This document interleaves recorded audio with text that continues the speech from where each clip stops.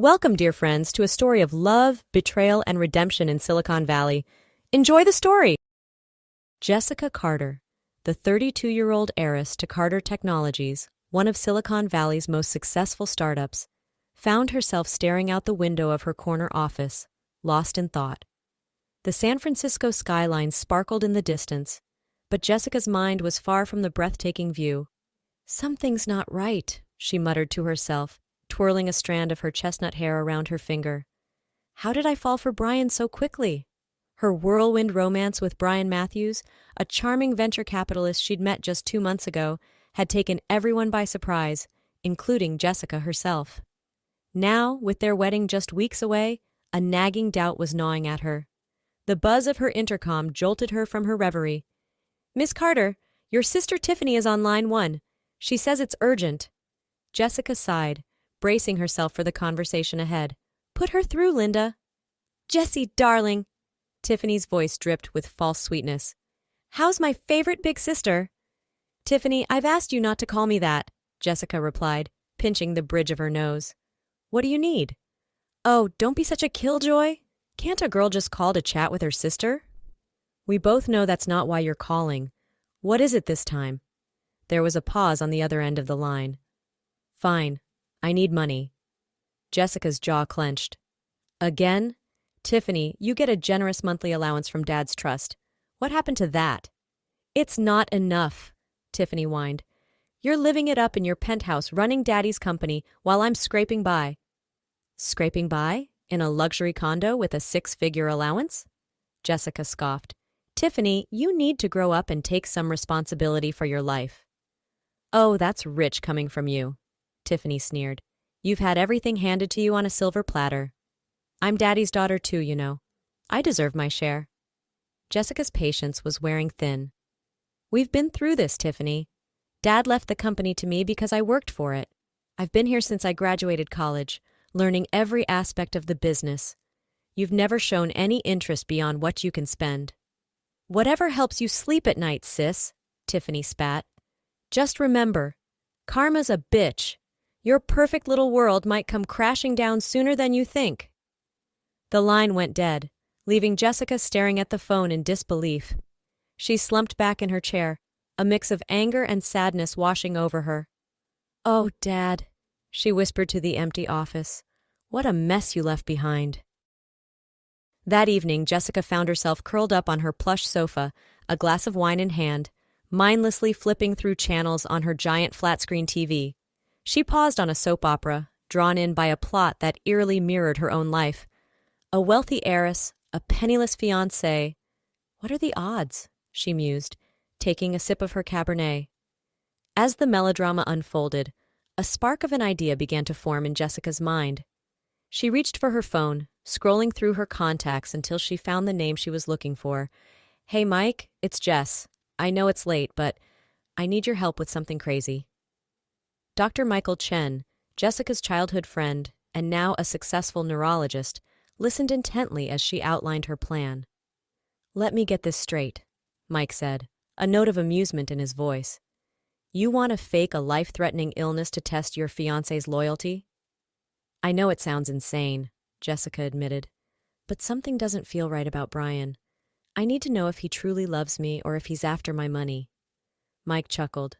"Well, I've always said you tech moguls have a flair for the dramatic. All right, I'm in. When do we start this little soap opera of yours?" "Tomorrow morning," Jessica replied, a mix of excitement and nervousness bubbling in her chest. "Let's see what Brian Matthews is really made of."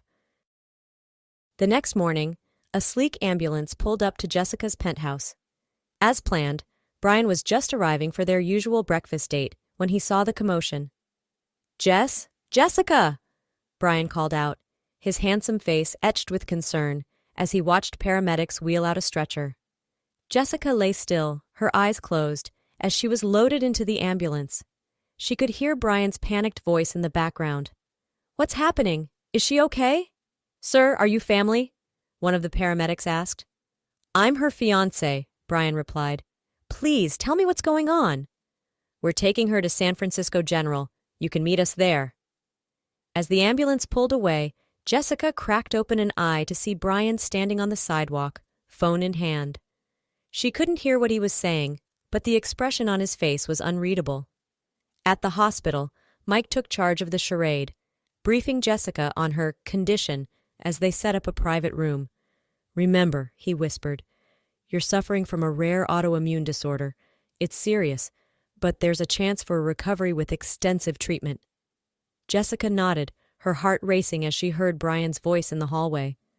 "I'm here to see Jessica Carter," he was saying to a nurse. "I'm her fiancé." Mike stepped out to intercept him. "Mr. Matthews?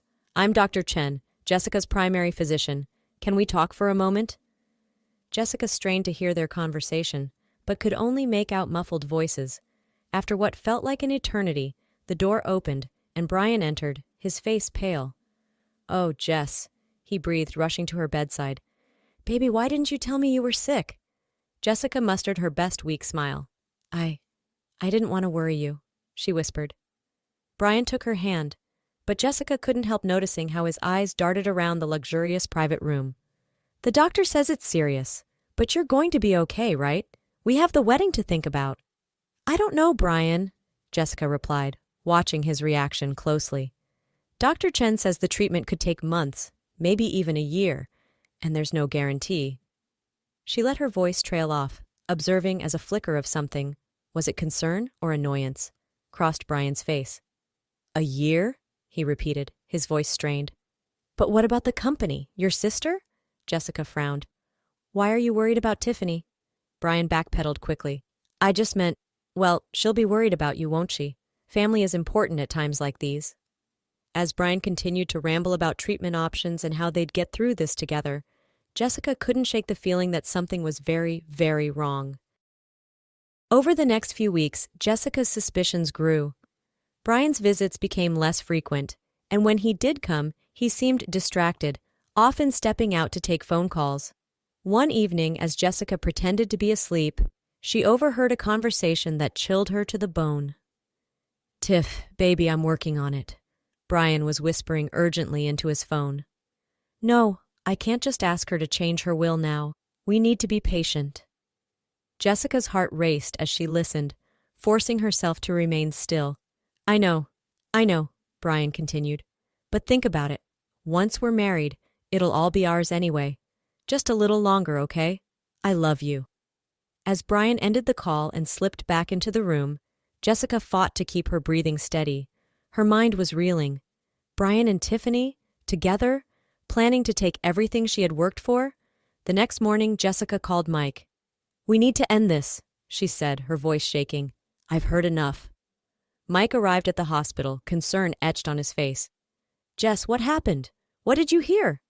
Jessica recounted the overheard conversation, tears streaming down her face.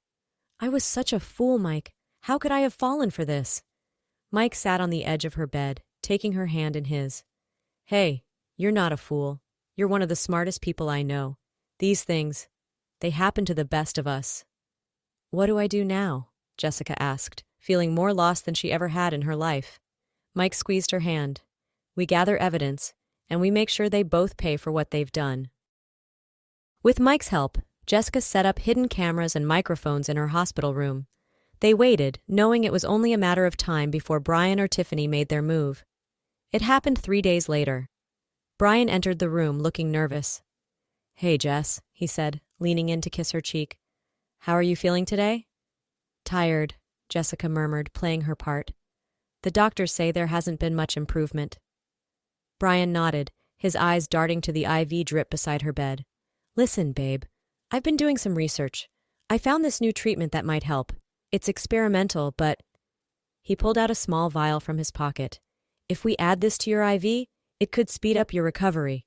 Jessica's heart pounded. This was it. "I don't know, Brian. Shouldn't we ask Dr. Chen first?" "No," Brian said quickly, then forced a smile.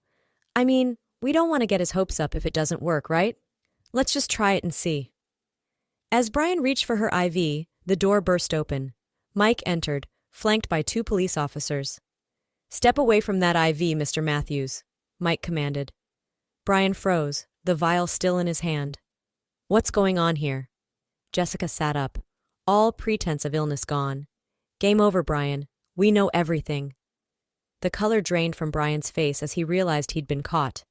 The officers moved in, reading him his rights as they handcuffed him. "You don't understand," Brian pleaded as he was led away. "It was all Tiffany's idea. She made me do it." Jessica watched him go, a mix of sadness and relief washing over her. "I think I understand perfectly," she said softly. The trial was a media circus. Jessica, the tech heiress, betrayed by her gold-digging fiancé and her own sister. The tabloids couldn't get enough of it. In the courtroom, Jessica sat stoically as Brian and Tiffany turned on each other, each trying to pin the blame on the other. "It was all her idea," Brian shouted, pointing at Tiffany. "She's been jealous of Jessica for years."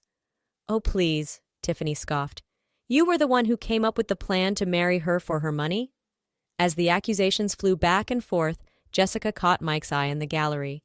He gave her a reassuring nod, and for the first time in months, she felt a glimmer of hope. In the end, both Brian and Tiffany were found guilty of attempted murder and conspiracy. As they were led away in handcuffs, Jessica felt a weight lift from her shoulders. Outside the courthouse, reporters clamored for a statement. Jessica took a deep breath, straightened her shoulders, and faced the sea of cameras. "Justice has been served today," she said, her voice strong and clear. "But this isn't just about me. It's about standing up to those who would exploit others for their own gain. It's about—" She faltered for a moment, overwhelmed by emotion. Suddenly she felt a warm hand slip into hers. Mike was there, standing by her side, offering silent support. With renewed confidence, Jessica continued. "It's about remembering that true wealth isn't measured in dollars, but in the genuine connections we make with others. Thank you." As they walked away from the courthouse, Mike squeezed her hand. "You did it, Jess. It's over." Jessica looked up at him, really seeing him for the first time in years. "No," she said softly. "I think it's just beginning."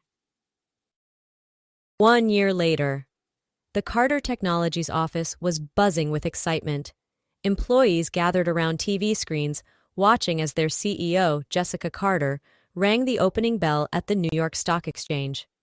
"Carter Technologies is proud to announce the launch of our new charitable foundation," Jessica was saying, her face beaming.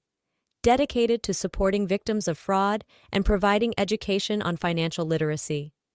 In the crowd, Dr. Michael Chen watched with pride as his wife addressed the nation. Their whirlwind romance, sparked in the aftermath of betrayal, had taken everyone by surprise, including themselves. As Jessica stepped down from the podium, she was approached by a reporter.